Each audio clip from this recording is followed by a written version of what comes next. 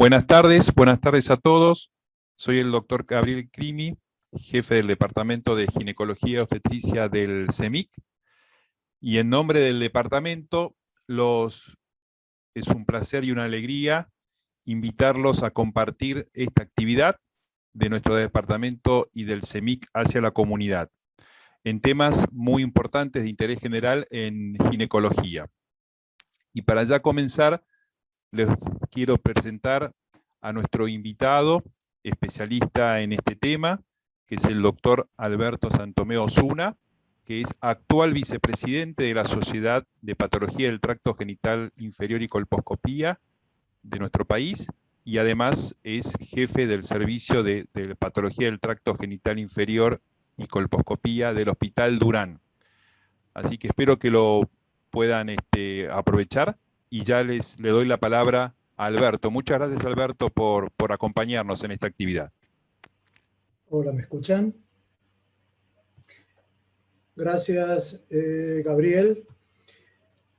Bueno, ante todo agradecer a CEMIC, a Gabriel Crimi y a Fernando y a Vanina, que me dan la oportunidad de coordinar esta charla tan interesante. En general las charlas a la comunidad nos hacen crecer a todos, no solamente a nosotros como médicos, sino que la comunidad, cuanto más sepa de este tipo de cosas, más aprende a controlarse, a cuidarse y a protegerse de enfermedades. Así que bueno, no le voy a robar más tiempo a los disertantes. Lo único que les quería avisar es que las preguntas las vamos a hacer, por favor, a través del chat. Yo voy a ir juntando todas las preguntas, clasificándolas de acuerdo a similitudes, para tratar de que los disertantes respondan la mayoría o prácticamente todas las preguntas que se hagan. Pero les pido, por favor, para que se me haga más sencillo, hacerlas a través del chat. Para los que no están habituados a la modalidad de Zoom, el chat está en la parte inferior, con un globito, con una flechita, dice chat. Yo ahí recibo todo. Las preguntas las vamos a hacer al final de las dos charlas. Bueno, vamos comenzando. El primero en conversar con nosotros va a ser Fernando Monge, que es jefe de la sección de patología del tracto genital inferior y colposcopía e histeroscopía del CEMIC. Es profesor asociado del Instituto Universitario CEMIC y expresidente de la Sociedad Argentina de Patología del Tracto Genital Inferior y Colposcopía. Gracias, Fernando.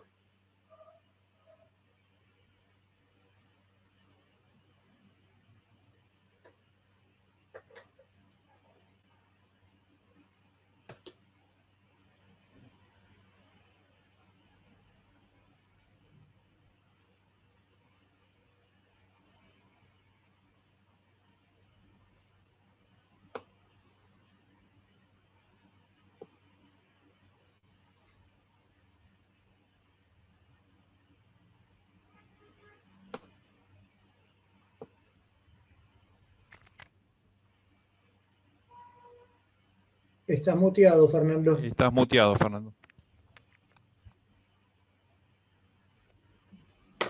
Bueno, muchas gracias por permitirme a la institución a la cual pertenezco, al CEMIC, de brindar esta charla a la comunidad.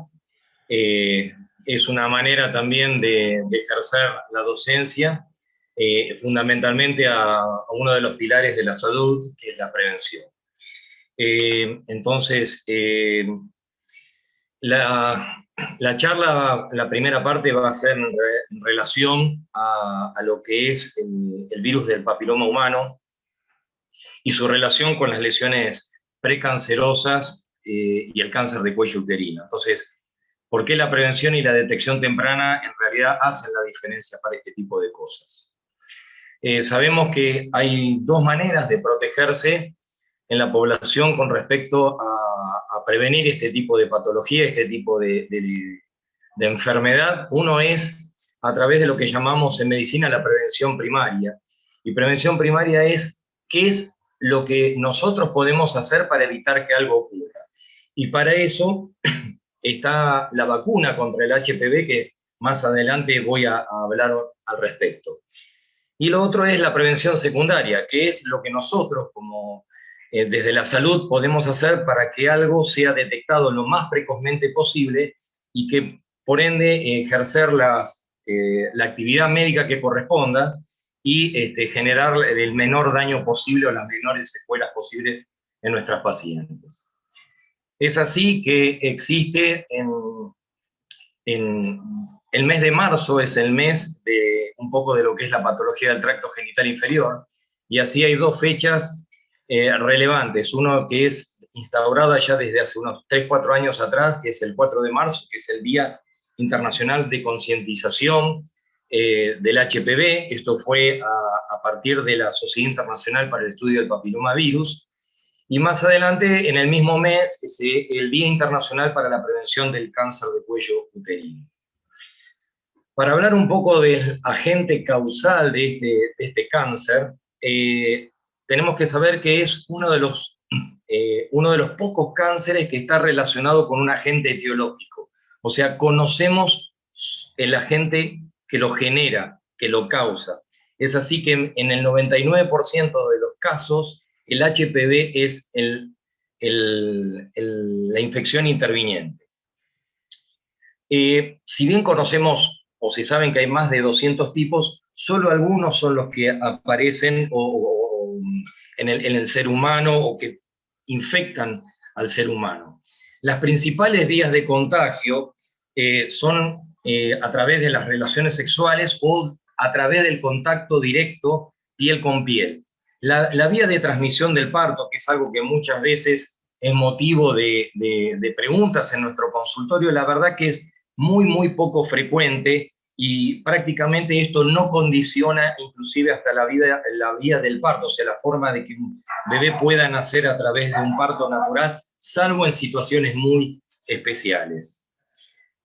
Es así que desde ya hace años en todo el mundo hay todo hay un estímulo, una promoción con respecto a la detección del virus del papiloma humano.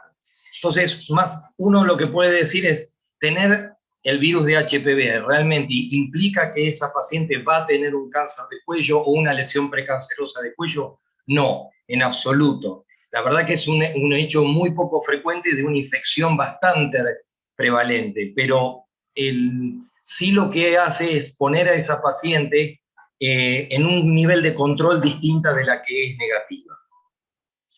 ¿Cuáles son entonces los principales factores de riesgo para infectarse por este tipo de virus? Uno es la edad precoz del inicio de relaciones sexuales. Sabemos que dentro de los primeros años de inicio de relaciones sexuales, la mayoría de las adolescentes o mujeres jóvenes adquieren este tipo de infección en el número de parejas sexuales y a su vez si hay una coexistencia de otras infecciones de transmisión sexual. Entonces estamos hablando o diciendo que la infección es la infección de transmisión sexual más común. Y como bien decía, puede afectar a cualquier persona. No hay distinción de edad, de sexo, de género. Y el riesgo acumulado de adquirirlo desde el inicio de relaciones sexuales, o sea, desde que la mujer o el hombre inician sus relaciones sexuales, el riesgo acumulado de que en algún momento de su vida puedan tener contacto o infectarse con el virus es de más del 80%. Por eso, muchas veces, cuando vienen las pacientes, en nuestros casos, preocupadas por esto, en realidad la excepción es no haber tenido el virus, a diferencia de los que creen que la excepción es tenerlo. Entonces, ¿y este virus cómo se manifiesta? La verdad que la mayoría de los casos no causan lesiones evidentes a simple vista, salvo en aquellos casos de las verrugas genitales que pueden manifestarse en algunos casos y de esta forma. Por otro lado, otra de las preguntas que normalmente nos hacen es si los preservativos, ¿cuál es la utilidad que tienen con respecto a esto? Y es si evitan o no el riesgo de infección o de propagación. En realidad, no absolutamente, pero sí lo pueden reducir hasta en un 70%. Otra de las cosas que tiene relación con respecto a la infección es si la mayoría de las personas que contraen el virus no desarrollan las lesiones, como decía, el cáncer o una lesión precancerosa. Por lo tanto, no significa que va a tener una lesión de relevancia. Sí es importante el evitar el tabaco, porque el tabaco, tengamos en cuenta, más allá de todos los efectos nocivos que generan a nivel pulmonar, a nivel cardiovascular, es un inmunomodulador negativo. ¿Qué quiere decir esto? Afecta nuestras defensas, genera cierto grado de inmunodeficiencia, y todo aquel factor que genere una alteración de nuestra inmunidad, de nuestras propias defensas, va a hacer que la infección persista. Este virus, además de ser prevalente a nivel del cuello del útero, también puede infectar otras áreas genitales, como a nivel de pene, vulva, vagina o el ano, pero también en la parte orofaringe, o sea, lo que es laringe, base de lengua, paladar. Y es así que, si bien en la prevalencia de otras lesiones cancerosas o precancerosas, si bien en el cuello es su lugar de mayor prevalencia, está relacionado en un 90% en el cáncer de ano y en un número no menor desde el punto de vista significativo a nivel orofaringe, vulva, vagina o pene. Tengamos en cuenta que el cáncer de ano es un cáncer que año tras año va aumentando su prevalencia, no solo tanto en población homosexual y heterosexual. Es así que tenemos que distinguir los tipos de HPV, que eso es otra de las preguntas que normalmente las pacientes hacen en el consultorio. Tengo una infección por HPV, ¿será de bajo riesgo, será de alto riesgo? O una lesión en el cuello del útero, si es de alto grado o de bajo grado. Una de las cosas que tenemos que saber diferenciar, que los HPV pueden ser de bajo riesgo o de alto riesgo oncogénico. ¿Qué quiere decir? Es el riesgo o la capacidad que tienen este tipo viral, que habíamos dicho que en el ser humano pueden ser de más de 40 tipos, infectar al ser humano. Solo un grupo tienen capacidad realmente oncogénica. Por ejemplo, los tipos virales que generan las verrugas o los condilomas, que tienen cierta alta prevalencia, son virus de bajo riesgo y en general no tienen relación con el desarrollo de lesiones precancerosas o cáncer como tal. Y los virus de alto riesgo, que son los que realmente nos interesan, no tienen una alta prevalencia, pero tener un virus de alto riesgo tampoco quiere decir que esa paciente va necesariamente a desarrollar una lesión precancerosa o un cáncer. La mayoría van a resolver por su propia inmunidad este tipo de infecciones y van a generar lo que es el aclaramiento, o sea, la depuración. Ellas mismas van a generar la resolución de la infección. Por otro lado, tenemos lo que denominamos en ginecología las lesiones de alto y bajo grado. Las lesiones de bajo grado, la mayoría también resuelven por nuestra propia inmunidad, nuestra propia inmunocompetencia, y cuando hablamos de bajo grado es de bajo grado o riesgo oncológico. Y toda esta charla está centralizada o dirigida a detectar las lesiones de alto grado, que son el verdadero precursor del cáncer. Por ende, el tener HPV es solamente para detectar un grupo poblacional a las cuales tal vez generar un control mayor, pero no implica que esas pacientes HPV positivas necesariamente vayan a tener una lesión precancerosa. Y las lesiones de bajo grado, como la mayoría resuelven aún sin tratamiento, y por ende no necesitan tratamiento, son pacientes que solamente deben ser controladas. Es así, dentro de los que son los métodos de prevención secundaria, ya desde el año 1940, George Papanicolaou, que de ahí viene nuestro famoso me tengo que hacer el PAP o la citología cervical, instauró lo que es la detección de células descamadas del cuello y algunas que presentan en la tinción y en la observación al microscopio cambios precancerosos para poder instaurar después otros métodos de detección de este tipo de lesiones. Es así, entonces, podemos decir cuándo entonces debo realizarme una citología o un Papa Nicolau. En realidad, si bien hay una frecuencia o una concepción casi folclórica de que uno debe realizarse en forma anual la citología, en realidad uno la debe por consensos, inclusive estándares internacionales, es después de 3 años del inicio de relaciones sexuales. En algunos casos, de acuerdo a los riesgos que puedan presentar, y eso a criterio del médico, de realizarlo en forma anual, pero también lo que está estandarizado es después de 2 Papa Nicolau, 2 citologías negativas, poderlo realizar cada 3 años sin ningún inconveniente, y hasta los 65 o 70 años en aquellas pacientes que no hayan tenido antecedentes de lesiones precancerosas.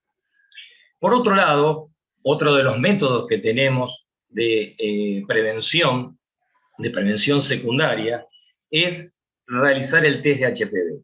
¿Y cuándo lo debemos realizar? El test de HPV lo podemos realizar solo asociado con la citología y fundamentalmente en mujeres mayores de 30 años. No lo aconsejamos realizar en menores de 30 años.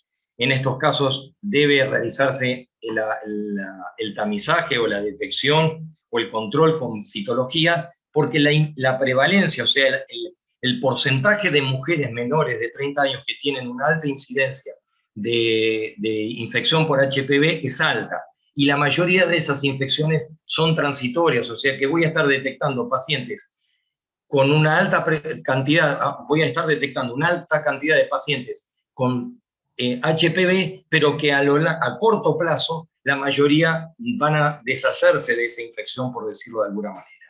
Lo que tiene el test de HPV, que en este grupo poblacional mayores de 30, va a ir reemplazando año tras año o tiempo al tiempo a la citología, es que es un test mucho más sensible que la citología y permite espaciar los estudios a nivel del cuello cada 5 años. Y de la misma manera llevarlo hasta los 65 años en pacientes sin antecedentes de lesiones precancerosas.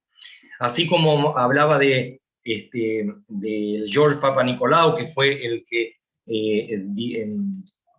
desarrolló su técnica para la detección de la citología, para la detección precoz de las lesiones precancerosas, vemos en esta imagen al doctor Harald Sulkhausen, que fue el que desarrolló y estudió el desarrollo de cómo el HPV generaba la oncogénesis, o sea, cómo desarrollaba la infección, la transformación celular y el desarrollo del cáncer de cuello de útero, lo cual le valió el Premio Nobel de Medicina en el año 2008. Entonces, sabemos que estas infecciones, la mayoría son transitorias y resuelven o se convierten indetectables entre 1 o 2 años por nuestras propias defensas. Nosotros mismos somos los que tenemos la capacidad de sacarnos esta infección de encima. Si bien en algunos casos que la infección puede permanecer latente, o sea, no lo detecto, está en una forma, por decirlo, inactiva durante mucho tiempo, y puede por alguna razón esa latencia volver a hacerse detectable, por lo tanto es muy difícil saber con certeza cuándo es la mujer o el hombre contrajeron el HPV. Por lo tanto, que hoy aparezca una detección positiva, no podemos hablar de temporalidad. Que hoy sea positiva no quiere decir que esa infección necesariamente tenga que ser reciente, sino que puede llevar años.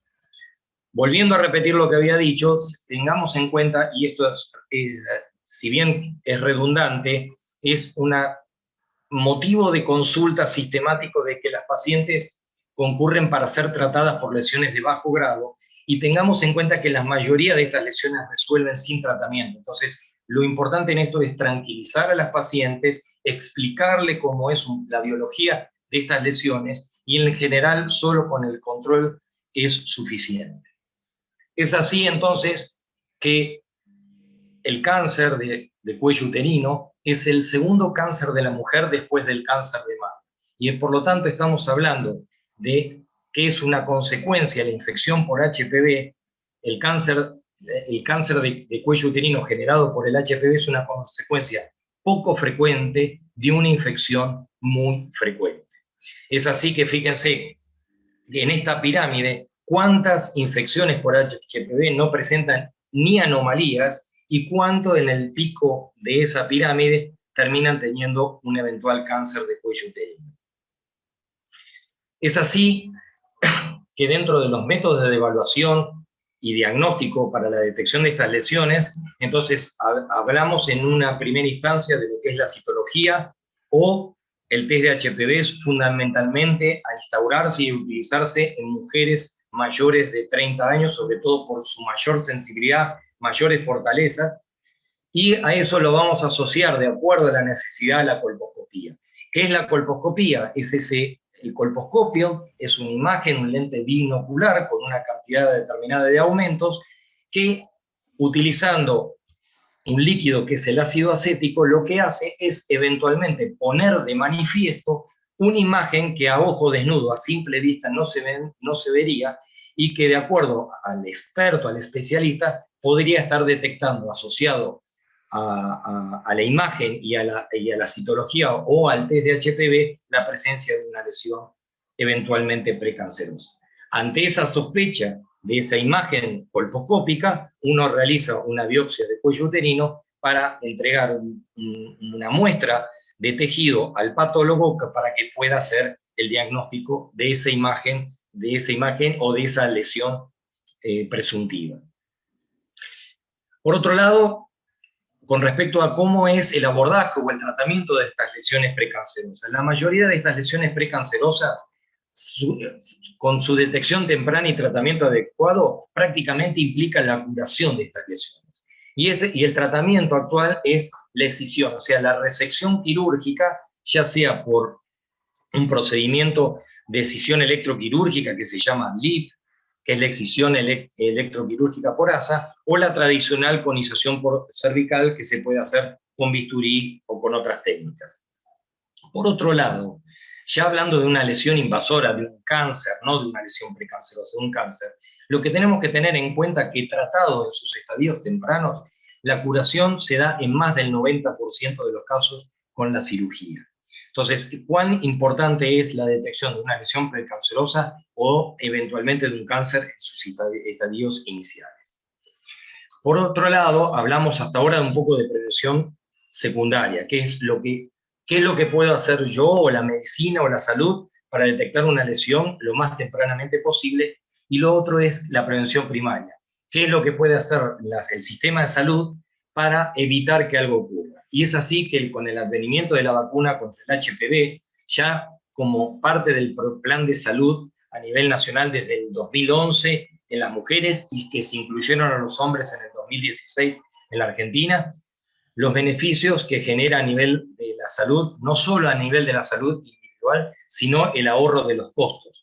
Por pacientes que uno evita tener lesiones precancerosas o directamente un cáncer, disminuyendo las hospitalizaciones, los costos del manejo ambulatorio, las secuelas o la discapacidad, o lo que implica a esas pacientes desde el punto de vista económico por sacarlas del sistema de su trabajo y de su nivel productivo.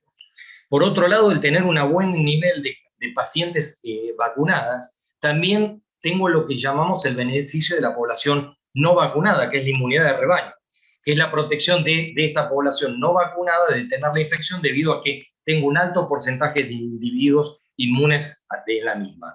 Para hablar de un correcto nivel de cobertura con la vacuna a nivel poblacional, estamos hablando de al menos el 70% de las mujeres, y hombres vacunados a la edad que corresponde. ¿Cuál sería entonces el grupo etario ideal a vacunar tanto niñas y niños? Son los 11 años. Ya se pueden vacunar, si bien desde los 9 años, y la idea es vacunarlos a los 11 años, que es donde figura en nuestro programa nacional de vacunación, y antes de los 15 años. Y el esquema, para cuando son menores de 15 años, son 2 dosis. Una y a los 6 meses de la primera dosis, la segunda, y si no el esquema de 3 dosis, que es al mes, a los 2 meses de la primera dosis y a los 6 meses de la primera dosis. Esto para mayores de 15 años o en poblaciones, por ejemplo, inmunocomprometidas o trasplantadas, etc. Entonces, en nuestro Plan Nacional de Vacunación, todas las mujeres nacidas del año 2000 en adelante, o de los hombres nacidos del 2006 en adelante, tienen cobertura dentro de cualquier plan de salud para esta vacunación. Con un catch-up, o sea, hasta qué momento podemos oportunamente recuperar a aquellos que no fueron vacunados, hasta los 17 años en las mujeres y hasta los 14 años en los varones. Y el mayor beneficio siempre es previo al inicio de relaciones sexuales. No quiere decir que si hubiera iniciado las relaciones sexuales, dado que es después del inicio de relaciones uno pueda adquirir el virus, no implica que uno no pueda beneficiarse de la vacuna, porque la vacuna, por estar cubriendo algunos tipos virales y por lo que es reacciones cruzadas con otros tipos virales que no están incluidos en la vacuna, van a estar siendo también beneficiados con la misma. Y otra de las cosas que muchas veces nos preguntan, si deben realizarse en aquellas pacientes que iniciaron relaciones sexuales, si deben realizarse un test de HPV previo para ver si el mismo es positivo o negativo previo a la vacunación. Esto definitivamente no tiene ningún tipo de utilidad, y si la paciente tiene criterios de vacunación, debe ser vacunada independientemente de su inicio de relaciones sexuales. La vacuna la puedo nombrar porque es la única que hay, entonces no hay un conflicto de interés. Es la vacuna Gardasil, y siempre esperar unos 15 minutos post vacunación por los efectos que se pueden generar de disminución de la presión arterial, mareos y demás. Los efectos adversos más comúnmente encontrados son dolor en el lugar de la inyección, que es en el hombro, a nivel del músculo deltoides, cefaleas, mialgias o algún tipo de fatiga. Esto no implica que la mujer vacunada no deba seguir con los controles, porque la vacuna cubre un determinado grupo de tipos virales, los más importantes, los más oncogénicos, como es el 16 y el 18, pero hay otros tipos virales que no están cubiertos en la vacuna, y por ende pueden producir aún en menor prevalencia o en menor incidencia en lesiones precancerosas o cáncer, pero por lo tanto deben seguir con sus controles, ya sea con citología o con test de HPV. Por lo tanto, para ir finalizando la charla, ese es un logo que instauró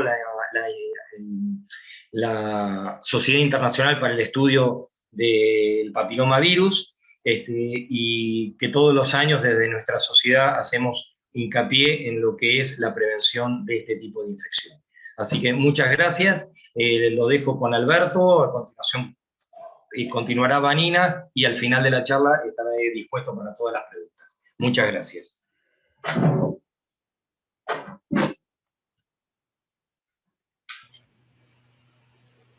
Bueno, perfecto. ¿Se me escucha? Perfecto. Gracias, Fernando, por la charla tan explicativa y detallada, y dada en un lenguaje muy entendible para todo el mundo. Yo estoy juntando las preguntas para hacerlas al final de todo. Hay varias personas que ya preguntaron y voy resumiendo los ítems. Bueno, mientras comparte pantalla, les comento que nuestra próxima colega es Vanina Fischkel, que es médica ginecóloga y obstetra de CEMIC. Es miembro de la sección de patología del tracto genital inferior, colposcopía e histeroscopía del CEMIC, y es también miembro de comisión directiva de la Sociedad Argentina de Patología del Tracto Genital Inferior y Colposcopía. Gracias, Vanina. Te dejo con los asistentes. Bueno, gracias, Alberto, por tu presentación. Quería agradecer nuevamente a CEMIC por convocarnos a esta charla a la comunidad. Es todo lo que hacemos día a día desde el consultorio, poder llegar a más gente que le interese y poder educar. Es algo muy gratificante y que vamos en busca de eso. Bueno, me toca hablar ahora de infecciones de transmisión sexual, algunas de ellas, y que el mensaje que queremos transmitir es que es posible disfrutar de una sexualidad segura. No me pasa nada. Según la Organización Mundial de la Salud, cada día se registra cerca de 1 millón de nuevos casos de infecciones de transmisión sexual consideradas curables. Cuando hablamos de infecciones genitales, mencionamos que existen infecciones endógenas, que son aquellas producidas por gérmenes habituales de la flora vaginal. Entonces, frente a situaciones como, por ejemplo, situaciones de estrés, situaciones de cambios de pH, alguna alteración según el momento del ciclo, pueden desencadenar algún tipo de infección endógena. Y después mencionamos las infecciones exógenas, que son aquellas producidas por gérmenes que no forman parte de la flora vaginal y son las que llamamos infecciones de transmisión sexual y que están compuestas por varios de los gérmenes que vamos a ver a continuación. Las infecciones de transmisión sexual, o ITS, como solemos llamar, son una de las causas principales de morbilidad en las personas sexualmente activas. Y tanto las infecciones leves como de larga duración impactan de manera directa en la calidad de vida y en la salud sexual y reproductiva de las personas. Sabemos que estos gérmenes que generan las infecciones de transmisión sexual pueden producir en forma ascendente infecciones tanto en el cuello del útero, en las trompas, en el ovario. Y aquí observamos en este cuadro diferentes gérmenes que son los que componen las infecciones de transmisión sexual. Tenemos la Trichomonas vaginalis, que muchas veces puede desestimarse y tomarse como una vulvovaginitis común, y es una infección de transmisión sexual. Está la sífilis, el HPV, como estuvo hablando el doctor, el herpes. Son múltiples los gérmenes que producen infecciones de transmisión sexual, y lo que tenemos que tener en cuenta es que cuando uno detecta alguna de ellas, tenemos la obligación de tener que estudiar el resto de las mismas. Hoy nos vamos a detener en estas tres, que son clamidia, gonococo, micoplasma genitalium, y decidimos hablar un poco de ellas porque son las que pueden producir complicaciones a largo plazo, dejar secuelas a largo plazo. En este gráfico observamos cómo la tasa de clamidia en los últimos años fue en aumento respecto de la infección, y se ve que es más común en mujeres que en hombres. En este cuadro también vemos, como decíamos antes, es más común en las mujeres y en hombres, y también observamos una gran diferencia en pacientes menores de 30 años, cómo es mayor la prevalencia de la infección. Entonces, ¿qué es la clamidia y qué es el gonococo? Son bacterias que se transmiten sexualmente, puede haber una transmisión en el embarazo, presentan riesgo de contagio tanto en las relaciones sexuales vaginales, anales como orales, y presentan riesgo de complicaciones en la salud reproductiva. Por eso es algo importante a tener en cuenta. ¿Cómo se previene? Con el uso correcto de preservativo o campo de látex. Es el único método que tenemos para disminuir el contagio, y siempre hablamos de uso correcto. Cuando hablamos de uso correcto es la utilización del preservativo desde el inicio hasta el final de la relación. Mencionamos también que existen factores de riesgo que predisponen a esta infección, que son el uso inconsistente del preservativo, como decimos, infecciones de transmisión sexual preexistentes, cualquiera de las otras nos hace un factor de riesgo a tener que detectar a ver si existe clamidia o gonococo. La edad, como mostrábamos, es más frecuente en pacientes entre 15 y 24 años. Población vulnerable, que es aquella población de pacientes que no tienen tanto acceso al sistema de salud, que no tienen una contención familiar, que no carecen de la educación sexual infantil. Múltiples parejas sexuales o nuevas parejas sexuales en los últimos tiempos. Se ha reportado una tasa de transmisión en un acto de coito vaginal del 10%, aumentando a 55% cuando se tienen 2 parejas en un periodo de 6 meses. Y ahora bien, ¿cómo se manifiesta? Sabemos que la clamidia y el gonococo pueden generar infecciones que llamamos asintomáticas, silentes, o sea, sin ningún síntoma, que pueden pasar totalmente desapercibidas. ¿Y qué porcentaje? Llama la atención que el porcentaje es muy alto, entre un 70 y 95% de las veces es asintomático, y nosotros podemos pasarlo por alto, y entonces ahí es donde se generan las complicaciones a largo plazo. Cuando presenta síntomas en un pequeño porcentaje, puede manifestarse con flujo, con cervicitis, que es la infección del cuello del útero, la infección del útero, infección en los ovarios, en las trompas, cuadros más complejos de abscesos, colecciones de pus en la pelvis, dolor pelviano crónico, dolor en las relaciones. También en el hombre puede generar infecciones tanto en los testículos como en la próstata o uretritis, y a largo plazo poder tener relación con la esterilidad. Entonces sabemos que clamidia y gonococo son uno de los gérmenes frecuentes de lo que llamamos la enfermedad pelviana inflamatoria, o conocida también como EPI. Esta enfermedad pelviana inflamatoria se asocia en un 20% de casos de infertilidad, se asocia en un 9% de embarazos ectópicos. Llamamos embarazo ectópico a aquellos embarazos que se alojan fuera de la cavidad del útero y que son cuadros importantes y severos para la mujer. Y en un 20% aparecen los dolores pelvianos crónicos, esas pacientes que consultan por dolores recurrentes, dolores en la parte inferior del abdomen, sin causas aparentes, con múltiples tratamientos y que no responden a ninguno de ellos. También existen complicaciones obstétricas, pueden presentar partos prematuros, abortos espontáneos, bajo peso al nacer en los bebés, y transmisión al recién nacido generando conjuntivitis, neumonías o infecciones nasofaríngicas. Esto es importante tener en cuenta porque el diagnóstico se realiza mediante estudio de laboratorio. Existen medios de cultivo de flujo vaginal, estudios de PCR, tanto en el flujo como en la orina. No se detectan en análisis de sangre como otras infecciones de transmisión sexual. Es importante volver a reforzar las medidas de prevención, el uso correcto de preservativo, como decíamos, desde el inicio hasta el final de la relación.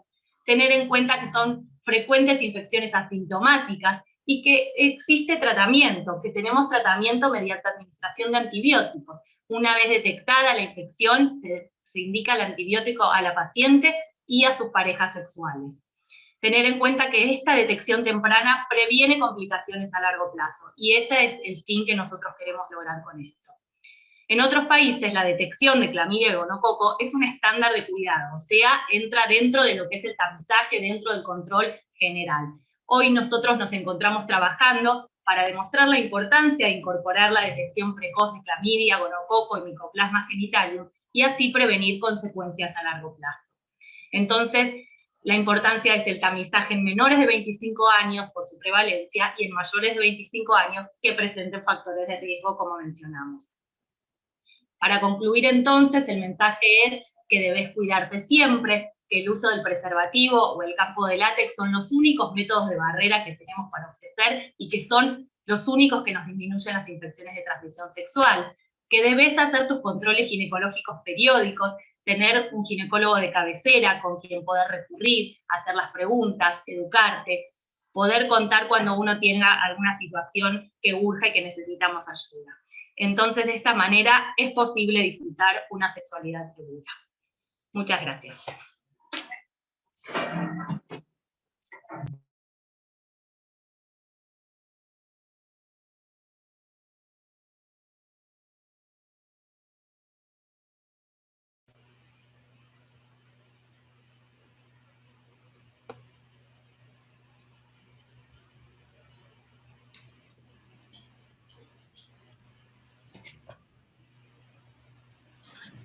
Bueno,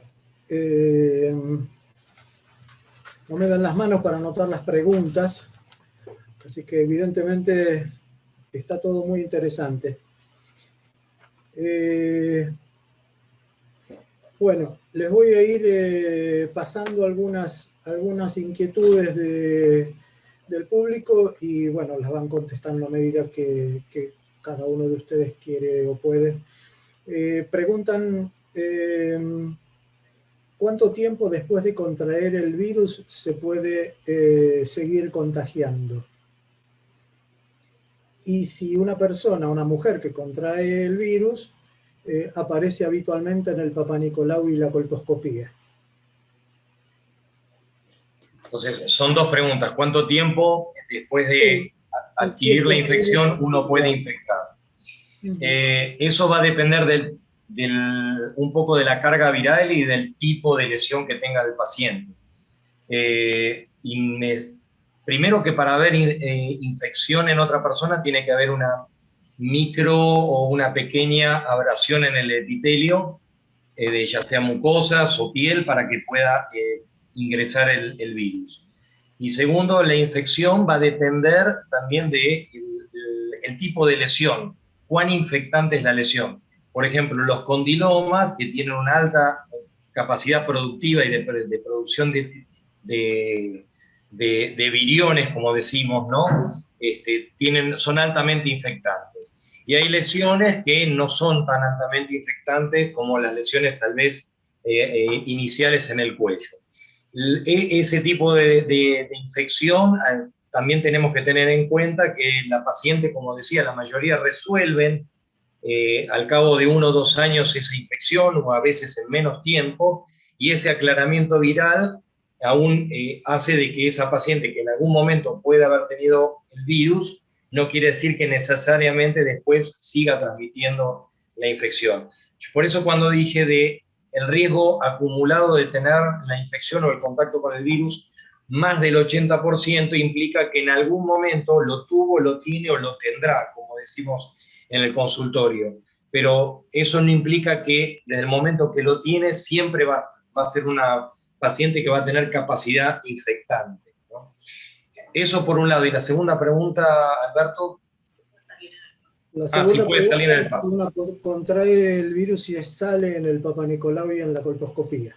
No, no necesariamente. La citología puede demarcar cambios celulares relacionados con el HPV, pero hay un montón de citologías o de Papa Nicolau que son negativos, y si uno hace en esas pacientes un test molecular, son positivas con citologías negativas. En nuestra experiencia, en nuestro servicio, tenemos que más o menos la mitad de las pacientes HPV positivas tienen citologías negativas. Eso, para hablar en términos más o menos en números redondos, ¿no?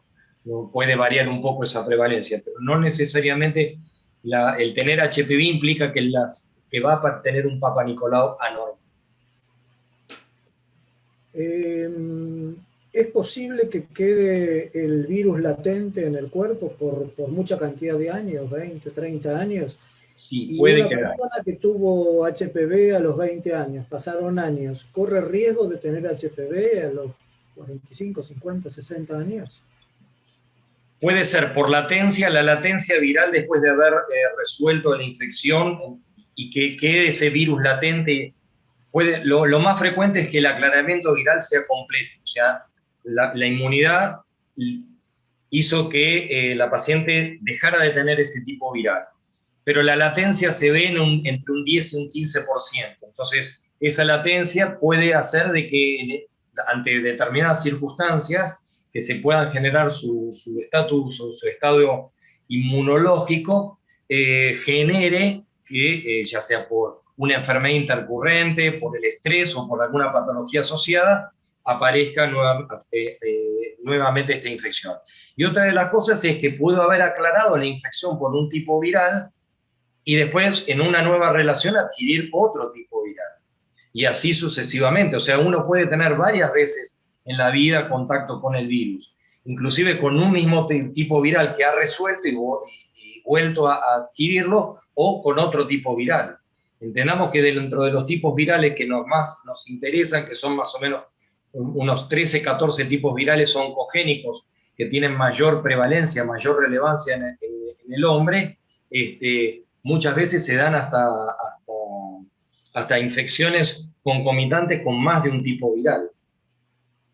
Sí, algo que agrego al respecto, Alberto, siempre las pacientes preguntan con respecto a su pareja, si tiene relación, por ahí están casadas hace mucho tiempo y entonces les genera dudas con respecto a desde cuándo puede aparecer. Incluso pacientes que por ahí están casadas con una única pareja, el virus pudo haber estado en parejas anteriores, incluso de sus parejas anteriores contraerlo y así aparecer. Hay otras infecciones que sí tienen un periodo de latencia más corto y si aparecen no queda más remedio que asumir que la infección es temprana, pero no es el caso del HPV. Hay algunas preguntas sobre vacunación que las voy a tratar de resumir. Una de ellas es si es posible, si es conveniente vacunar a una persona que no se vacunó durante la vacunación contemplada en el calendario. Es una persona adulta. Y respecto de las dosis, si para los pacientes no inmunocomprometidas, si son solamente 2 dosis. Y la tercera que se relaciona con eso es si es posible vacunar si ya tuvieron HPV y vacunar a chicos, varones, sin inicio de actividad sexual. 16 años. Te repito un poquito si querés, como para... ¿Vamos de a una? Si se puede aplicar a una persona que no se la dio en el calendario, una persona ya más grande que cuando se dio en el calendario a niños y niñas de 11 años. Sí, se puede vacunar a cualquier edad. O sea, ¿qué quiere decir esto? Por ejemplo, la ANMAT no pone límite de edad superior. Dice vacunar a partir de los 9 años. Tal vez, desde el punto de vista costo-efectividad, es cuanto más joven es el paciente, mejor. Por ejemplo, hasta los 26 años. Pero una paciente de 30 años o de 40 años se puede vacunar y puede obtener algún tipo de beneficio, desde ya que sí, aún habiendo tenido algún tipo viral. Siempre la vacuna, como decía, la vacuna para virus oncogénicos cubre el 16 y el 18, pero tiene reacción cruzada con otros tipos virales de relevancia, como el 31, el 33 y el 45. Entonces, en cierta manera, aunque haya tenido algún contacto con alguno de estos tipos virales, la vacuna le va a ser de utilidad en su protección. Lo ideal es siempre vacunar, como te dice el paciente naive, o sea, antes del inicio de relaciones, antes de estar eventualmente expuesto a una exposición por el virus de HPV. Pero aún así, siempre es conveniente. Con respecto al el esquema, Fernando, para esas personas. Sí.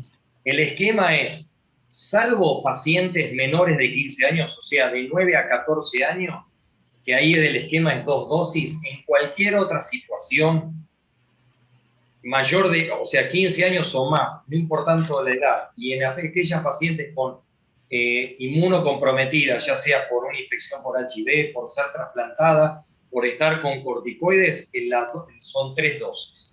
En esos casos siempre son 3 dosis. De 15 años en adelante y en todo este grupo poblacional en especial. Había una tercera pregunta. Y un adolescente varón de 16, 17 años sin inicio de actividad sexual, ¿es conveniente la vacuna? Sí, siempre. Y es más, le corresponde el ser vacunado a unos 16 años y si no inició relaciones. La única diferencia es que ahí va a recibir 3 dosis y no 2 porque ya superó ya tiene más de 14 años. Y relacionado con esto, los hombres, además de la vacuna y el preservativo, ¿pueden tomar algún otro recaudo respecto de la infección por HPV? No, la verdad que son las dos herramientas, la vacunación y el preservativo. No hay otra actitud de prevención, ¿no? Con respecto y los cuidados con respecto a los tipos de prácticas sexuales o tipos de parejas sexuales. Nada más. Y en el caso de mujeres, aunque sea HPV positivo, vale la pena vacunarse. Sí, desde ya. Sí, de hecho, una de las cosas es que aún, para ejemplificarlo, es recomendable la vacunación en aquellas pacientes que han sido tratadas por una lesión precancerosa. Aquellas pacientes que han sido tratadas por una lesión precancerosa, indicamos la vacunación porque lo que se ha visto, y esto está visto en distintos trabajos, es que aquellas pacientes que han sido vacunadas versus las que no han sido vacunadas, el nivel de recurrencia en las pacientes no vacunadas es muchísimo menor con respecto a las no vacunadas. Mucho menos la recurrencia. Tengamos en cuenta que la mayor nivel de recurrencia de las lesiones precancerosas en las pacientes tratadas por lesiones precancerosas es dentro de los 2 primeros años. Y dentro de esos 2 primeros años, las pacientes vacunadas, el nivel de recurrencia es muchísimo menor. Vamos a tirarle un poco de munición a Vanina, pobrecita, que te robaste toda la cámara, Fer. Preguntan cómo se sabe si una tricomona fue curada efectivamente con un tratamiento, o no hace falta. No, en realidad no es necesario hacer testeo posterior para la tricomona, no es necesario. Perfecto, siempre que haya sido tratamiento completo y adecuado. Tratamiento completo y siempre tratamiento a la pareja también, ¿sí? Preguntan si toda verruga cerca de los genitales necesariamente es HPV. A ver, gran parte de lo que llamamos verrugas es una descripción anatómica. Entonces, es la verruga por papiloma. Entonces, esa sería la relacionada por HPV. Pero no toda lesión verruciforme es realmente generada por HPV. Entonces, ahí es la consulta con el especialista para que determine o pueda determinar el verdadero origen de la misma. Hay una pregunta interesante de Natalia que a veces se confunde respecto del Papa Nicolau y el test de HPV. Y entonces dice si el Papa Nicolau habitual que se hace incluye al test de HPV o son cosas diferentes. Y que si se transmite por piel el HPV, también se puede transmitir, por ejemplo, por besos. Son dos preguntas. Sí, a ver.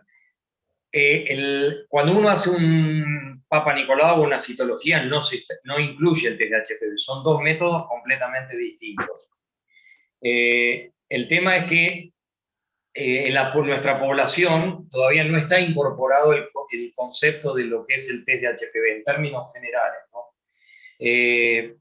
Por eso estamos haciendo mucho hincapié en que probablemente con los años, como sucede ya en varios países del primer mundo, el test de HPV ha reemplazado a la citología o al Papa Nicolau a partir de determinado grupo de poblacional por su sensibilidad. En aquellas pacientes que han sido HPV positivas, se les realiza después la citología porque la citología sí es un método más específico, pero muchísimo menos sensible que el test de HPV. Eso con respecto a la primera pregunta. Y la segunda pregunta, ¿cuál era? Con respecto al beso o al contacto entre piel. A ver, necesariamente no es el beso, sino que tiene que haber un contacto de mucosas o piel donde además haya una abrasión o una lesión que permita el ingreso. Y tiene que ser pacientes que a su vez en su cavidad oral tengan lesiones por HPV y que lo puedan transmitir a la otra persona generando algún tipo de lesión. Por eso es más frecuente, las lesiones por HPV a nivel orofaríngeo están más relacionadas más con el sexo oral, ¿no? Y hablando de esto, del test de HPV, pregunta una participante que si se utiliza una muestra cervical o se hace en sangre, y si diera positivo el test de HPV, no el Papa Nicolau, o sea, utilizando tamizaje con test de HPV, si diera positivo, ¿qué tratamiento se ofrece? En realidad sería qué algoritmo se sigue, ¿no?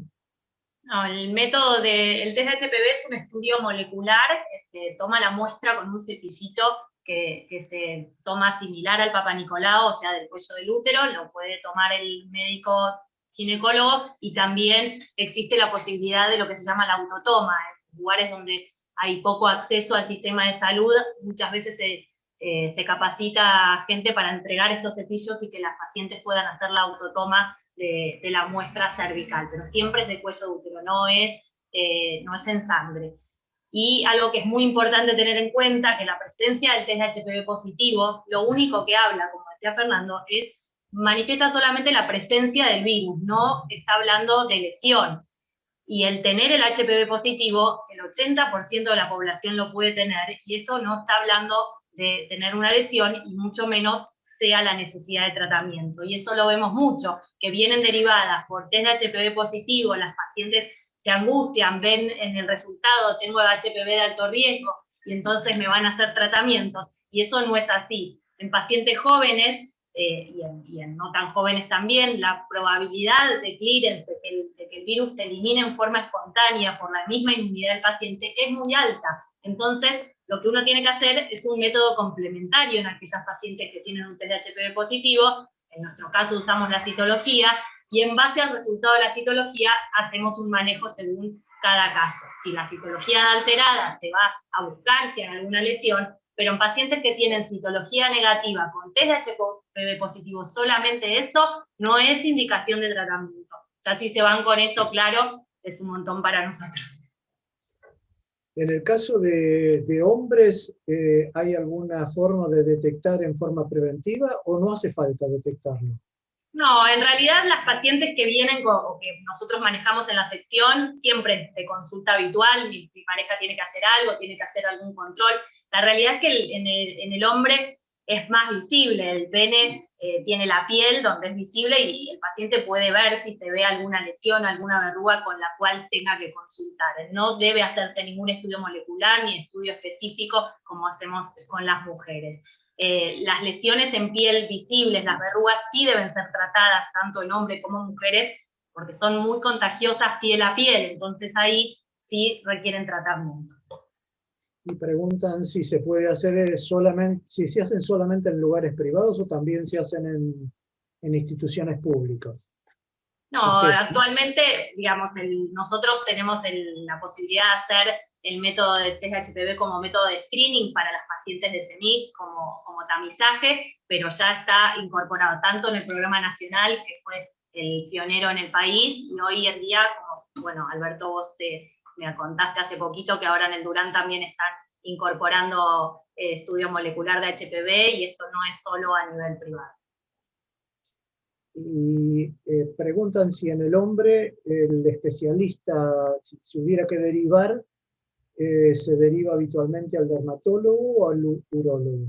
Dentro de las especialidades, tanto en urología como dermatología, siempre hay subespecialistas por ahí en HPV. En general nosotros mandamos al urólogo si lo requiere por una cuestión de especialidad, pero puede ser cualquiera de los dos.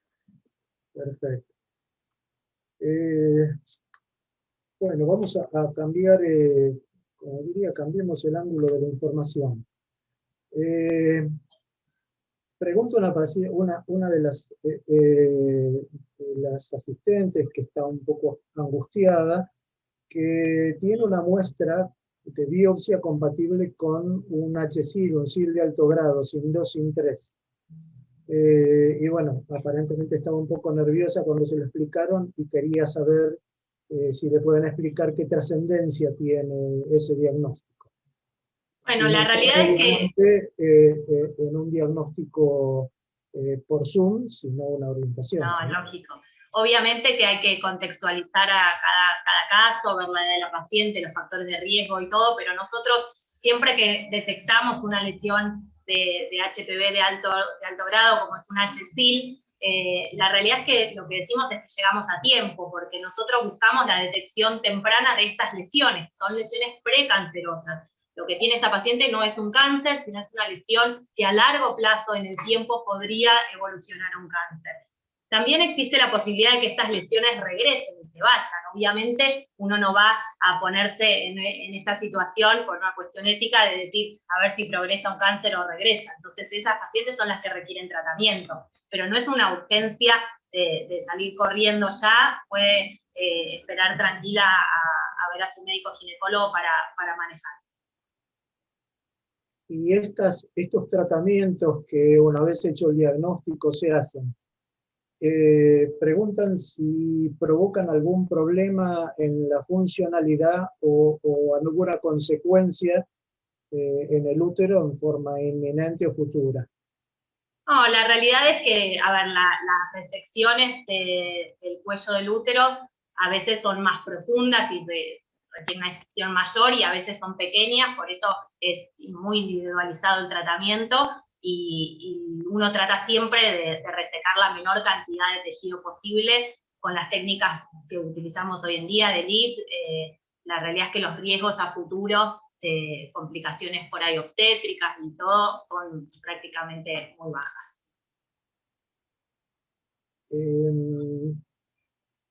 Hay dos preguntas respecto de los varones.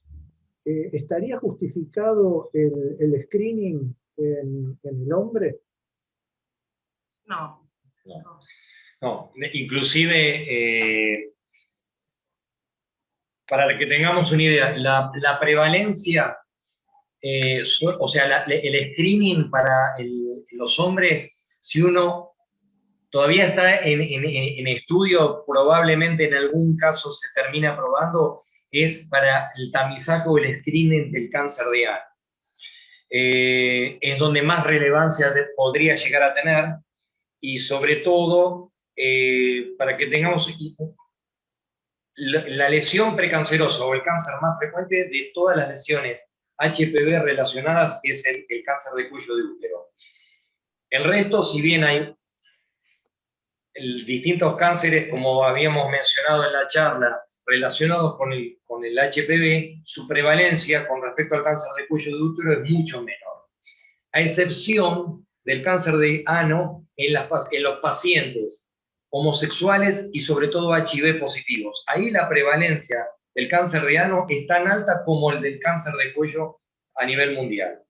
Entonces, sí hay estudios que están en marcha y que probablemente en aquellos se puedan llegar a terminar haciendo un tamizaje, un screening o pruebas de detección precoz para los mismos. Pero las pruebas son moleculares que existen, el test molecular de HPV está hecho solamente para el tamizaje de cuello de útero, ni para las lesiones de vagina, ni para los condilomas, ni para las lesiones de vulva. Preguntan por pacientes de 60, 60 y pico de años con vida sexual activa, si pueden llegar a contraer el virus de HPV y si es posible tener un cáncer de cuello uterino a esa edad. La realidad es que, a ver, obviamente que cuando uno tiene múltiples parejas y nuevas parejas sexuales, como volvemos a decir, uno individualiza cada situación y evalúa en ese caso cuándo finalizar el screening.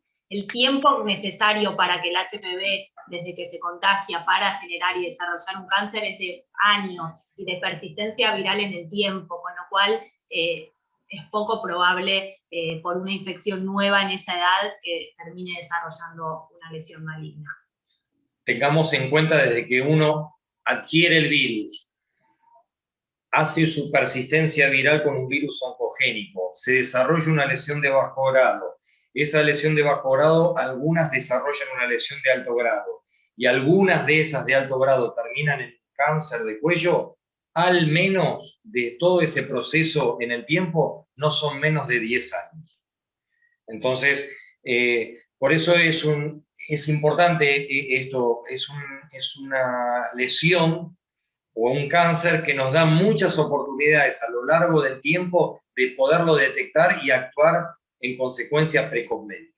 Entonces, por eso el tema de discontinuar el tamizaje a los 65 o 70 años, porque aquella paciente que tiene controles negativos al menos 10 años antes, que lo adquiera a partir de los 65 o 70 años, es primero que la zona donde normalmente se generan las lesiones están menos expuestas en las pacientes posmenopáusicas que en las premenopáusicas, que es una cosa que se llama zona de transformación, pero no importa en esta charla, pero es donde se dan la mayoría de las lesiones. Y las pacientes posmenopáusicas están menos expuestas en ese lugar. Y además, el tiempo de evolución de las lesiones, como dije, es al menos 10 o más años. Entonces, por eso, desde el punto de vista de costos, no se justifica. Tengamos en cuenta que siempre en medicina, para llevar a cabo algo, uno tiene que hablar de costos, porque acá estamos hablando de cáncer de cuello, pero también existe el cáncer de mama, el cáncer de colon y un montón de otras enfermedades que no son parte de la charla. Y los recursos en medicina son finitos, son escasos y hay que saberlos distribuir de acuerdo al momento oportuno de mayor prevalencia de cada una de estas enfermedades. Y en este caso, por ejemplo, en una persona así que tiene casi 60 años, pregunta que tuvo hace más o menos 10 años un cáncer de cuello, le hicieron un tratamiento, le hicieron una anexo-histerectomía. Si pregunta si puede o sería conveniente la vacunación o no. Ya en este caso, la verdad, me parece que no justificaría el costo-beneficio en este caso en particular. Creo que más se referiría a uno cuando son casos de lesiones precancerosas o en el caso de infecciones o que no haya tenido nada. Pero me parece que en este caso tengamos en cuenta que las vacunas realmente son caras y que no todos los financiadores lo cubren en etapas de la vida que son más allá de los 15 años, ¿no? Entonces, realmente uno también tiene que ir, es lo que hablaba con respecto a los recursos, ¿no? Costo-beneficio. Creo que este no sería el caso en particular. Y en este mismo sentido, una persona así que está trasplantada y tiene 50 años y tuvo HPV, le dio positivo ahora, ¿sería conveniente la vacunación o no? Tenga o no tenga pareja. Si está trasplantada y, bueno, tenga o no tenga pareja, aunque no tenga pareja y está trasplantada y desea ser vacunada a los 50 años, se puede vacunar.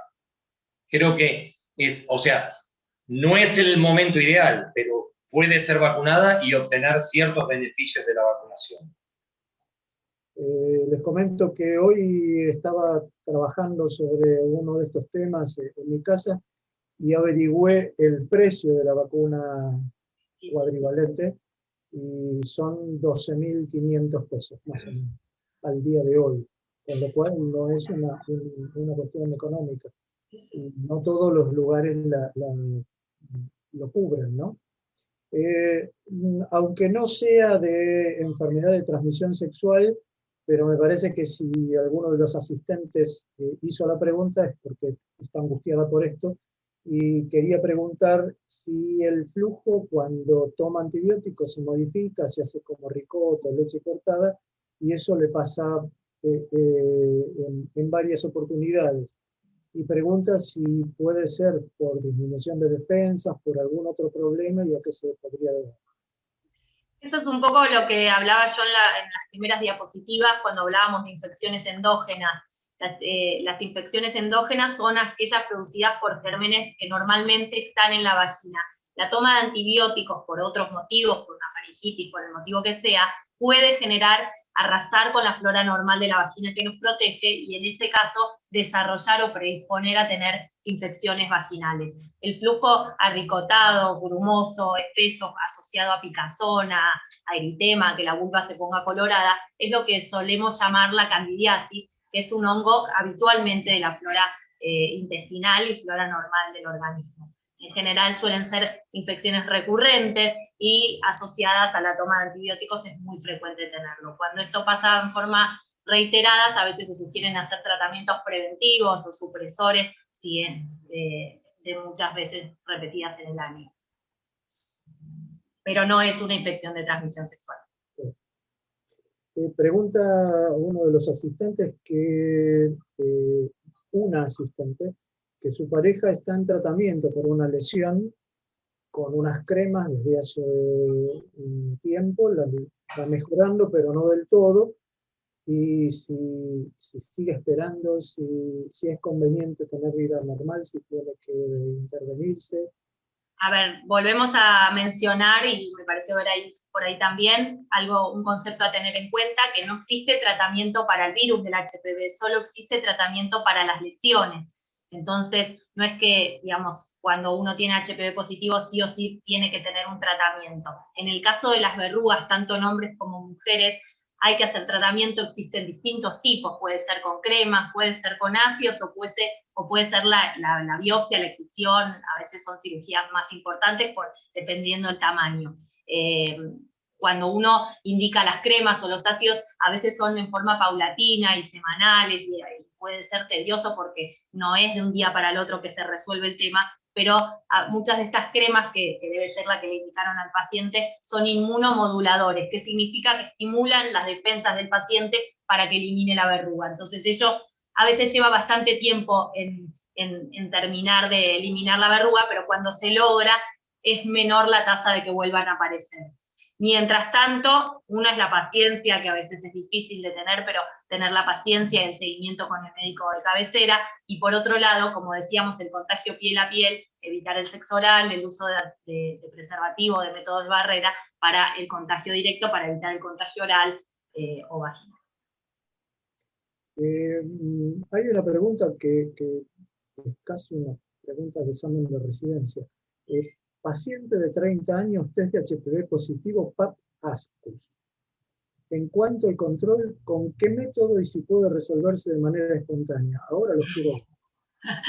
Bueno, a ver, la citología ASCUS, el PAP-ASCUS, dentro de todas las alteraciones de los papanicolaos, el ASCUS es lo más leve que podemos encontrar, y lo que puede estar manifestando es o que puede haber una lesión por HPV o que puede ser lo que llamamos a veces citologías de significado incierto, que pueden ser inflamaciones transitorias y nada más. Asociado al test de HPV, no. Indica, digamos, la conducta a seguir es hacer una colposcopía, buscar si encontramos alguna imagen, alguna lesión de sospecha que concuerde con estos estudios previos realizados. Eventualmente, si justifica y si la imagen es de sospecha, se hace una biopsia, y si no, se hace un control cada 6 meses en la paciente hasta darle el tiempo a que negativice la citología. Pregunta Marta una cosa que suelen preguntar las pacientes en los consultorios. Si una lesión pasada, eventualmente curada, sigue latente durante un tiempo o se considera curada esa paciente.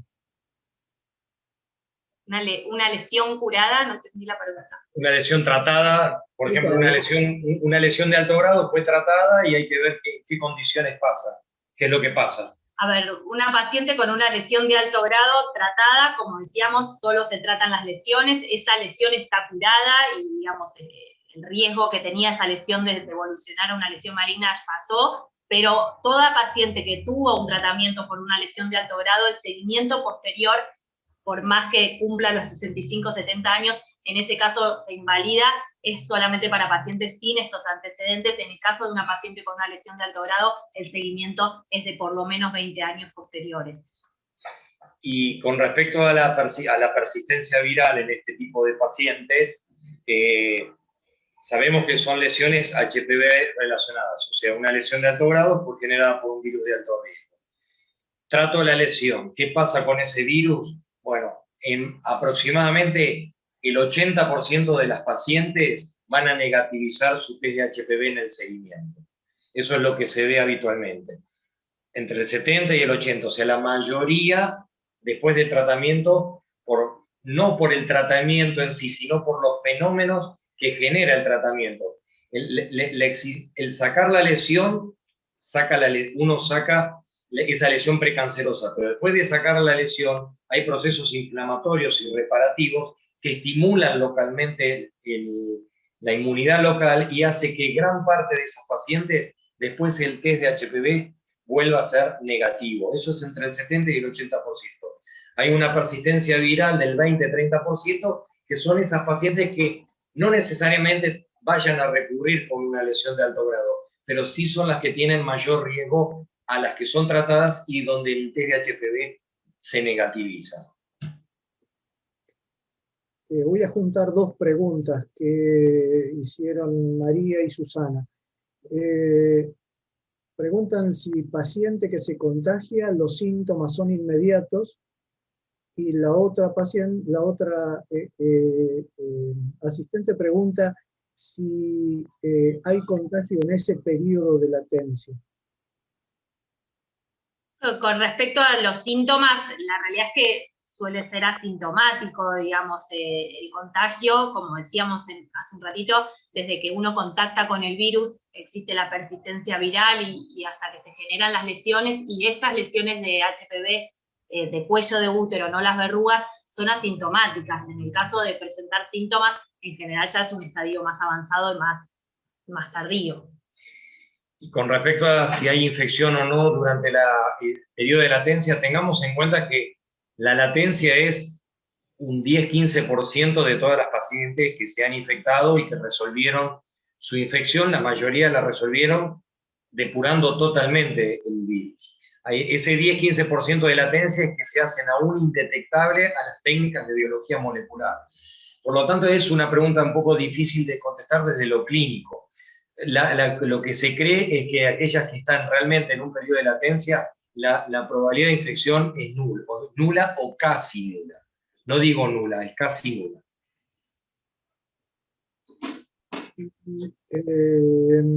Respecto del embarazo, preguntan si se puede haber cursado un embarazo y posterior al parto nota que es positiva para HPV. Si tienen que hacer algo y si el HPV tiene relación con el embarazo, o sea, si tiene alguna complicación respecto del embarazo. Bien. A ver, la primera parte es si condiciona el HPV al embarazo de alguna manera, creo haber entendido eso. Sí, si una persona está embarazada, posterior al parto, sin notar que era positiva para el HPV, si tiene alguna consecuencia. Supongo que en ella o en el bebé. Bien. A ver, muchos embarazos cursan con lesiones por HPV, ya sea lesiones inclusive precancerosas o de bajo grado o condilomas durante el embarazo. En realidad no condiciona ni la vía de parto. Cuando digo la vía de parto, quiere decir que no necesariamente estas pacientes tienen que tener una cesárea. Pueden tener un parto. Solamente condicionan un parto, aún teniendo lesiones por HPV, si son grandes condilomas que pueden obstaculizar el canal de parto, o en el lugar de donde llamamos que es el periné, pueden haber grandes condilomas que puedan favorecer el desarrollo de desgarros en el momento del parto. Si no fuera por esas razones, la presencia de lesiones por HPV no condiciona la vía de parto. ¿Y por qué? Porque la tasa de transmisión vertical, o sea, el bebé, es muy, muy poco frecuente. Por lo tanto, no justifica el realizar sistemáticamente en estas pacientes una cesárea. Sí, lo que vemos es que durante el embarazo, y por ejemplo en el caso de los condilomas, porque el embarazo, entre comillas, podemos decir que es una entidad con cierta disminución o alteración de la inmunidad o de las defensas de la madre, hay lesiones que, como los condilomas, pueden tener un mayor desarrollo. Y muchas de esas pacientes con condilomas, después de los partos, a las pocas semanas o los pocos meses, aún sin tratamiento, estas condilomas o aún lesiones de cuello tipo precancerosas resuelven espontáneamente. Por eso, en muchas pacientes que tienen lesiones, en la evaluación posterior a las 45 días, 2 meses, uno en muchas pacientes las reevalúa y no encuentra lesiones o las lesiones se han reducido en forma significativa. Contacto esta pregunta con las respuestas estas, con una pregunta que hizo Vanessa, si eso tiene alguna posibilidad de que se transmita al bebé durante el embarazo. No, durante el embarazo prácticamente no hay evidencia de transmisión vertical. Incluso, o sea, de hecho es muy poca la relación en el momento del canal del parto, mucho menos durante la gestación. O sea, ni también cuando preguntan si puede tener algún tipo de malformación o condicionar el desarrollo del feto intraútero, tampoco. Sí, nuevamente repetimos, por ejemplo, una paciente que va a buscar un embarazo o tiene un embarazo reciente con un test de HPV positivo o mismo con lesiones de bajo grado que solo requieren control, no nos asusta y no contraindicamos la búsqueda de embarazo en ese caso. Sí, acá un asistente dice que tiene 70 años y le hicieron una colonización hace 5 años y le conviene vacunarme. Se supone que es homologable a la otra paciente que tuvo el antecedente de cirugía de cáncer de cuello uterino. Preguntan más de un asistente si la ectopía tiene algo que ver con la posibilidad de infectarse con el virus o no tiene nada que ver. No, digamos, como condición para favorecer la adquisición del virus, no, un poco lo que hablamos con la ectopía es la zona donde se suelen alojar las lesiones por HPV, y en pacientes que tienen una ectopía más hacia afuera, más visible en pacientes jóvenes, eso nos permite más observar en la colposcopía si hay alguna lesión. Y puede ser que una persona tenga idea de cuánto tiempo hace que se contagió, si no tiene verrugas, síntomas, nada, y de repente se le diagnostica una lesión. No. Supone una lesión. Lo que mencionábamos antes, no hay correlación con el tiempo, no tenemos manera de decir desde cuándo se fue generando la lesión. O desde cuándo adquirió la infección, ¿no? O sea, no podemos hablar de temporalidad. Pregunta Analía si el límite de vacunación no está dado a los 45 años. El límite de vacunación está a los 45 años por la FDA en Estados Unidos. Eso fue hasta el año 2018. Después el límite de los 40, perdón, hasta el 2018 eran los 26 años. Después lo elevó a los 45 años.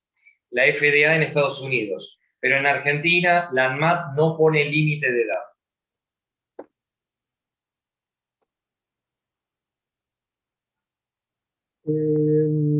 Se van terminando las preguntas. Pregunta Flor si estás vacunada, está vacunada con sus 3 dosis, si existe la posibilidad de contraer igual lesión por HPV, de contraer el virus, o de contagiar a otra persona. Y esta es una pregunta muy frecuente en los consultorios. Y si yo tengo HPV, si puedo contagiar a mi pareja. Sí, a ver, la vacuna no previene futuros contagios, porque si no uno podría decir pacientes vacunadas no deberían hacerse ningún control más, y eso no es así. La vacunación, en este caso la tetravalente, protege contra 4 de los subtipos de HPV, y como sabemos son un montón que pueden llegar a generar infecciones en el humano. Eso por un lado, no previene infecciones por HPV, y uno debe seguir haciendo el control. Y con respecto a si uno puede contagiar o no, la realidad es lo que siempre asesoramos a las pacientes. En general, si uno tiene HPV, lo más probable es que la pareja con la que vaya a estar también ya lo tenga, y cuando uno en esas pacientes insiste sobre el método de barrera, la protección con preservativo o con campo de látex, es más que nada por el resto de las otras infecciones de transmisión sexual que mencionamos, y no tanto por el HPV, que tiene una alta prevalencia y que probablemente la otra pareja ya lo tenga porque es tan alta prevalencia en la población general. De hecho, que hay estudios donde después de un año de convivencia en este tipo de parejas, ya prácticamente la coinfección o el mismo tipo viral prácticamente se da en ambos, ¿no? Entonces, el tema con respecto, por lo que decía Vanina, ¿no? Con respecto a prevenir otro tipo de infecciones, más que en realidad en este tipo de situación.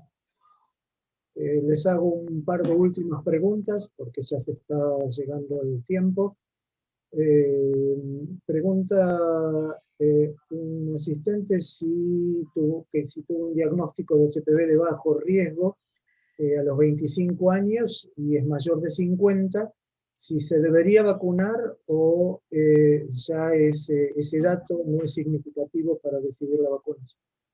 No, la realidad es que no puntualmente por ese dato, como decimos, en general las infecciones de pacientes jóvenes se suelen resolver solas, y después, como decíamos, el costo-beneficio de cada caso individual. Una paciente de 50 años que tuvo en algún momento una lesión de bajo grado en la adolescencia, la realidad no es la paciente principal a la cual nosotros le indicamos que haga el esfuerzo de darse la vacunación. Ahora, si se la quiere dar, bienvenido está, pero la eficacia que vamos a lograr no es tanto la que deseamos. Y tampoco es adecuado evaluar los virus de bajo riesgo, porque eso es otra de las cosas que muchas veces vemos, que le hicieron un test de HPV para virus de bajo y alto riesgo, y es positivo para virus de bajo riesgo.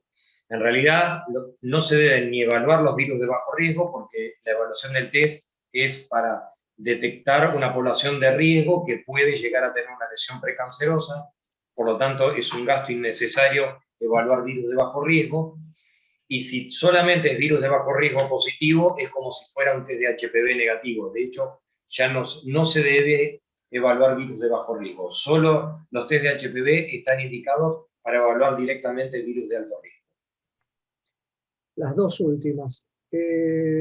Pregunta María Florencia si el hijo de 14 años que está vacunado con sus 3 dosis, sexualmente inactivo, presentó una lesión en la úvula y la anatomía patológica dice hiperplasia epitelial con imágenes de aspecto coilocítico de probable etiología viral.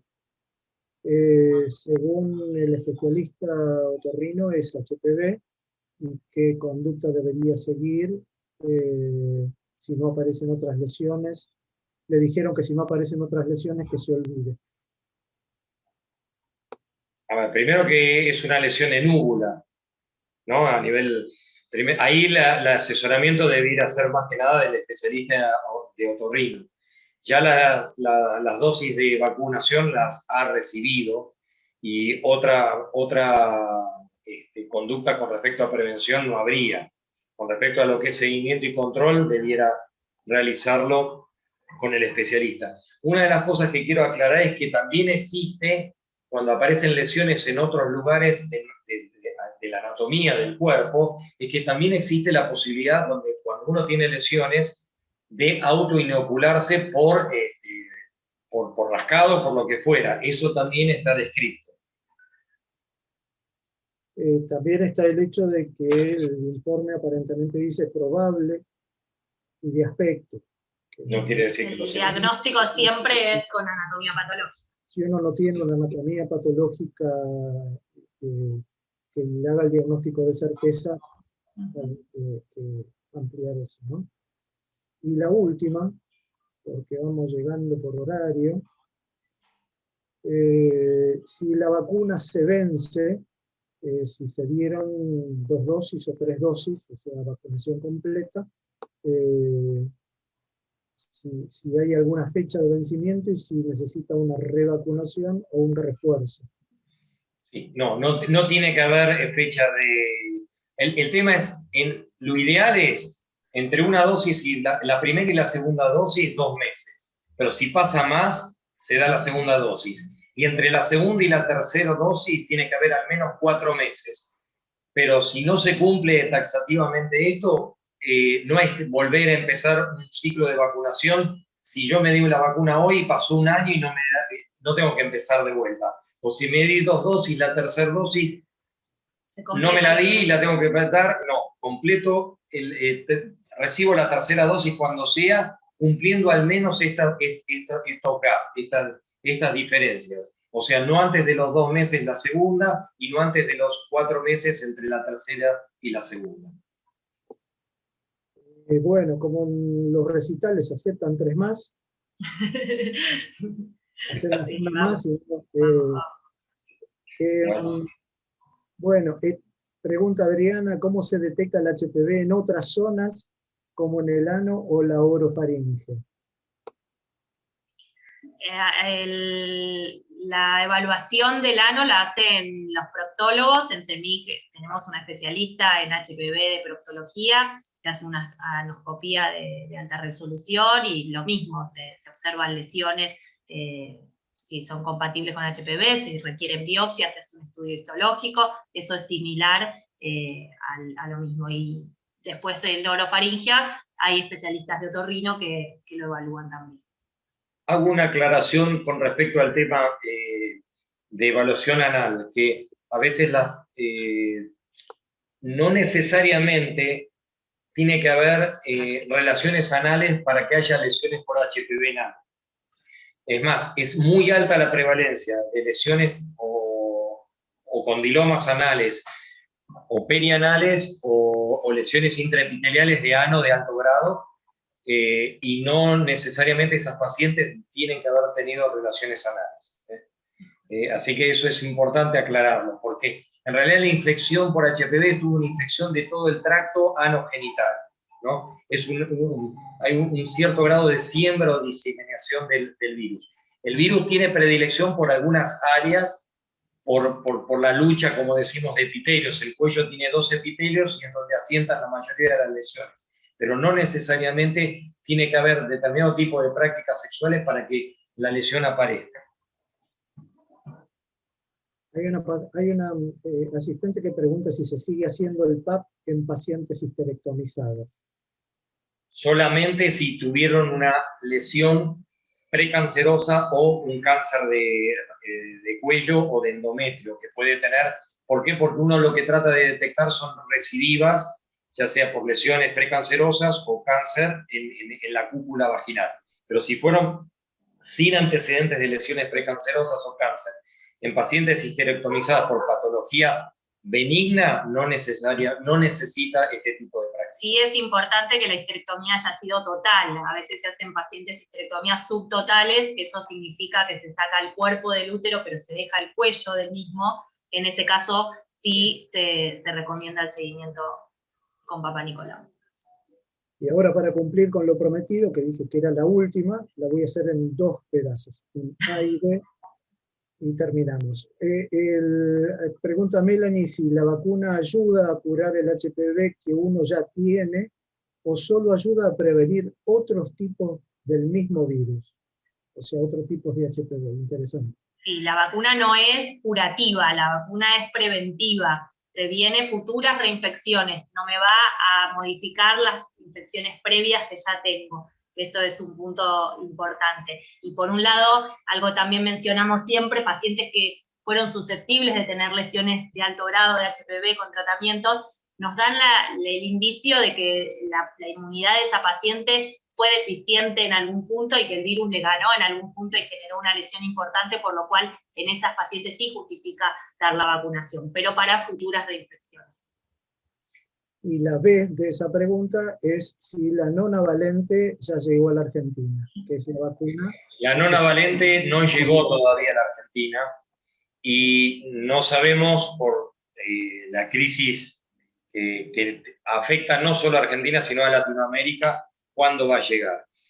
No es un tema solo de Argentina, es un tema de Latinoamérica. En Latinoamérica no hay países, salvo en casos muy concretos, por ejemplo, Chile la tiene, pero la tiene a nivel de uso privado, no a nivel de uso público. O sea, el plan de vacunación de Chile lo hacen con la tetravalente, con Gardasil.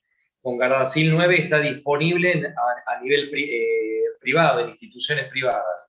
Y la última información que tenía es que no menos de 2 o 3 años más van a pasar hasta que tengamos Gardasil 9. Bueno, como lo prometido es deuda, todo muy claro. Disculpen aquellas asistentes que no pude, si es que algún concepto no quedó claro, por una pregunta incompleta, pero bueno, traté de evacuar todas las preguntas.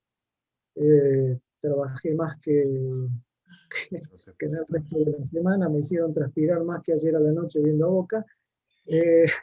Pero bueno, les agradezco por mi parte a todos. Gracias Fernando, gracias Vanina, y los dejo en la palabra de Gabriel Crimi para concluir el evento.